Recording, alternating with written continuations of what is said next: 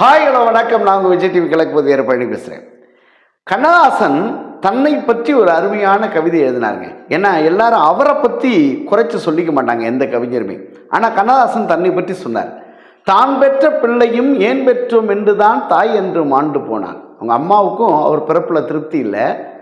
தான் பெற்ற பிள்ளையை ஏன் பெற்றோம் என்று தான் தாய் என்று மாண்டு போனால் தந்தையும் இப்பிள்ளை உருப்படாதென்று தான் தணலிலே வெந்து போனார்.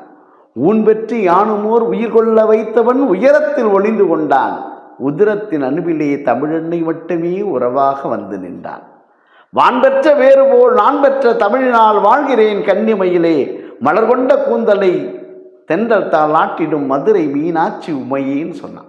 யோசிச்சு பாருங்க, தன்னை பற்றின ஒரு அழகான ஒரு விளக்கத்தை இந்த கவிதையில் கண்ணதாசன் சொன்ன மாதிரி எந்த கவிஞரும் சொல்லி நான் பார்த்தது இல்லைங்க.